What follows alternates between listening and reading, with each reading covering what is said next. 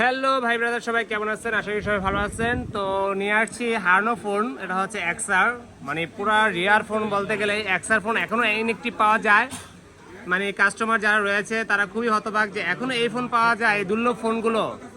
জি ভাই, এটা এখনো ইনএক্টিভ ফোন, 128 GB।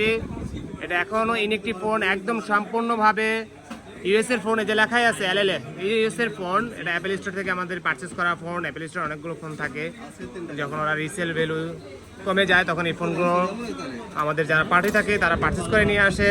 এটা হচ্ছে ইউএস এর ইনএক্টিভ ফোন, এটা চেক করে দিব।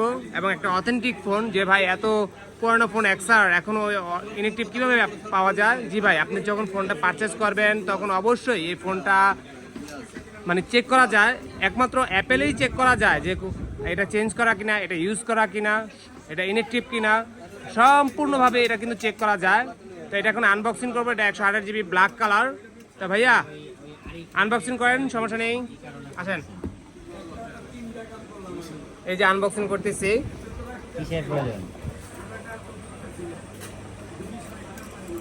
তবে এটার সাথে সবচেয়ে যে জিনিসটা হচ্ছে যে আপনার অ্যাক্সেসরিজ, যতগুলো অ্যাক্সেসরিজ, সম্পূর্ণ অ্যাক্সেসরিজ রয়েছে এটার সাথে।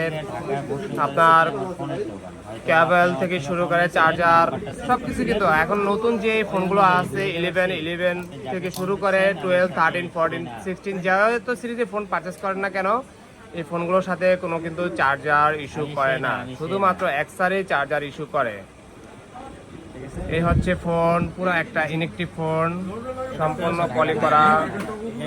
হ্যাঁ, কি কি আছে দেখান। এই যে সেই হারানো চার্জার, এই যে দেখেন এখনো পাওয়া যায়, একদম অথেন্টিক একটা চার্জার। এ হচ্ছে কেবল, আর এ হচ্ছে এই যে হেডফোন। এখন তো হেডফোন পাওয়া যায় না, এই যে হেডফোন। এই হচ্ছে হেডফোন, ঠিক আছে। এই দেখেন হেডফোন, একদম অথেন্টিক। এই হেডফোনটা আলাদা যদি অ্যাপেল স্টোর থেকে পারচেস করতে হয় তাহলে আপনার 3 থেকে 4 হাজার টাকার মতো পড়ে। এই হচ্ছে ফোন। তো ঠিক আছে, যারা এই এক্সআরগুলো নিউ পারচেস করতে চান তারা চলে আসতে পারেন বসুন্ধরা বেসমেন্ট 2 এর 62 নাম্বার শপ।